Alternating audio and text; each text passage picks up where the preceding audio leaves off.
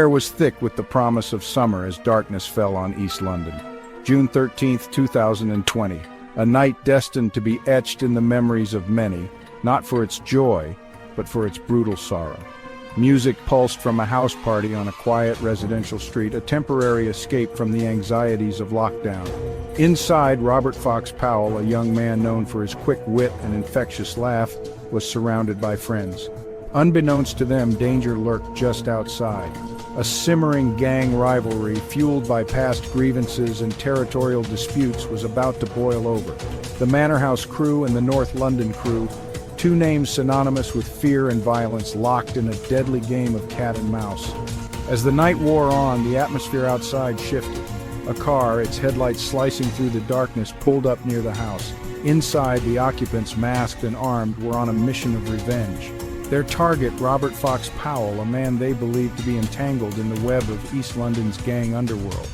The music played on, oblivious to the impending tragedy.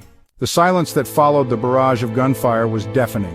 15 shots, 15 bursts of violence that shattered the night and extinguished a young life. Robert Fox Powell, caught in the crossfire of a feud he barely understood, lay dead on the floor. Panic erupted inside the house. Partygoers, moments ago dancing and laughing, scrambled for cover, desperate to escape the hail of bullets. The attackers, their mission accomplished, melted back into the night, leaving behind a scene of chaos and despair. News of the shooting spread like wildfire. The streets, once alive with the sounds of summer, fell silent. Fear, raw and palpable, gripped the community. Robert Fox Powell, a son, a brother, a friend, was gone. His life, full of promise and potential, brutally cut short. The murder of Robert Fox Powell sent shockwaves through East London's underworld. The Manor House crew, reeling from the loss of one of their own, vowed revenge.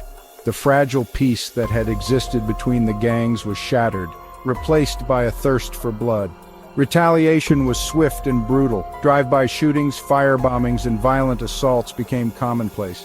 The streets of East London, once vibrant and full of life, transformed into a battleground where fear and intimidation reigned supreme. Innocent bystanders caught in the crossfire lived in a state of constant terror. Parents feared for the safety of their children. Shopkeepers shuttered their businesses early.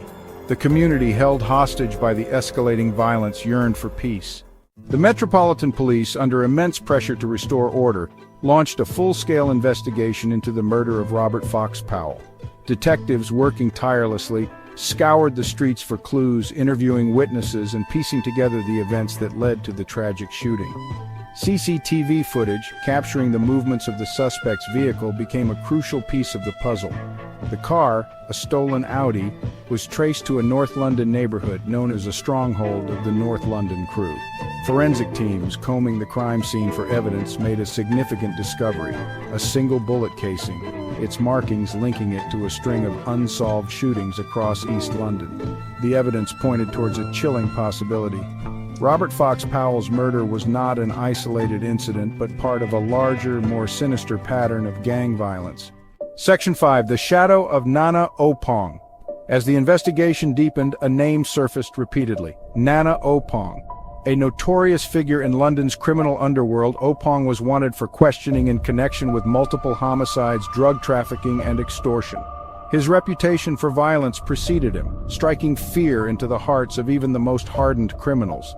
Intelligence suggested that Opong, despite being on the run from authorities, remained a powerful figure in the North London crew, orchestrating their criminal activities from the shadows.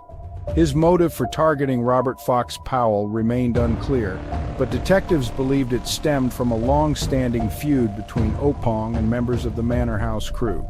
The hunt for Nana Opong intensified, with police offering a substantial reward for information leading to his capture.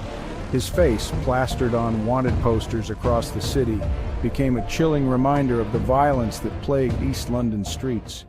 Section 6. A Mother's Grief. Amidst the chaos and fear, one figure stood out: Sharon Powell, Robert's mother. Her grief, raw and palpable, resonated with the community. Gone was the infectious laugh of her son, replaced by the gut-wrenching sobs of a mother who had lost her child. Sharon's pleas for justice, broadcast on news channels across the country, struck a chord with the public.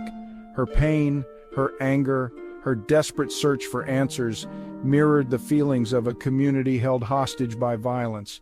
"He was just a boy," she cried, her voice cracking with emotion. "He didn't deserve this. No one deserves this." Her words, simple yet powerful, became a rallying cry for peace. Section 7. Streets of Fear. Life in East London in the aftermath of Robert Fox Powell's murder was forever changed. The streets, once bustling with life, were now patrolled by wary residents, their faces etched with fear. The carefree spirit that had once defined the community was replaced by a pervasive sense of unease. Children, once free to play in parks and streets, were confined indoors, their laughter silenced by the fear that gripped their parents. The sound of sirens, once a distant annoyance, now sent shivers down the spines of residents, a constant reminder of the violence that lurked just beneath the surface. The community, once a tapestry of diverse cultures and backgrounds, found itself fractured, divided by suspicion and fear. The bonds that had once held them together, frayed by the constant threat of violence, threatened to unravel completely. Months turned into years, yet justice for Robert Fox Powell remained elusive. The investigation, hampered by a code of silence that pervaded the community, struggled to make significant progress. Witnesses, fearing for their safety, refused to cooperate with authorities. Evidence, often circumstantial or unreliable, failed to lead to any concrete arrests. The frustration was palpable, both within the police force and the community. The perpetrators of the heinous crime still at large cast a long shadow over East London. The fear they instilled, the sense of impunity they enjoyed, served as a constant reminder that justice in this case seemed like a distant dream. Sharon Powell, her grief compounded by the lack of closure, continued to campaign tirelessly for her son.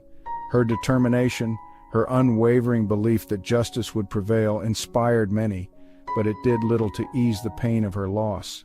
The tragic death of Robert Fox Powell, while a stark reminder of the devastating impact of gang violence, was just one story in a much larger narrative.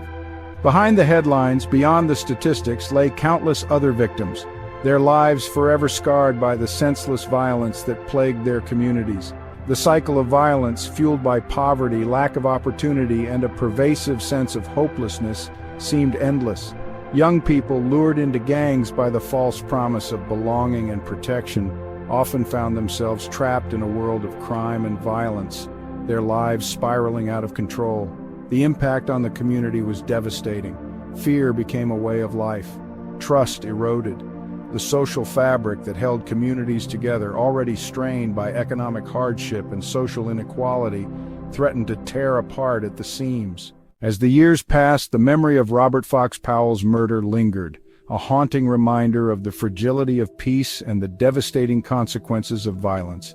The community, scarred but resilient, grappled with the legacy of that fateful night, searching for ways to heal and move forward. Grassroots organizations led by community leaders and activists emerged, determined to break the cycle of violence and offer young people alternatives to gang life. Mentorship programs, educational initiatives, and job training schemes, though limited in resources, provided a glimmer of hope in an otherwise bleak landscape. The fight for justice for Robert Fox Powell continued, albeit quietly, fueled by the unwavering love of a mother and the hope that one day the truth would be revealed, and those responsible for his death would be held accountable. The story of Robert Fox Powell is not an isolated tragedy. It is a story repeated with alarming frequency in cities and towns across the globe. A story of gang violence, of lost lives, of communities torn apart by fear and division. Until the root causes of this violence, poverty, inequality, lack of opportunity, are addressed, the cycle will continue. Young people, desperate for a sense of belonging and purpose, will continue to be lured into the clutches of gangs, their lives tragically cut short by the violence that inevitably follows. The fight for justice for Robert Fox Powell and for all victims of gang violence is a fight for a better future. A future where young people are empowered to reach their full potential, where communities are safe and thriving, and where the cycle of violence is finally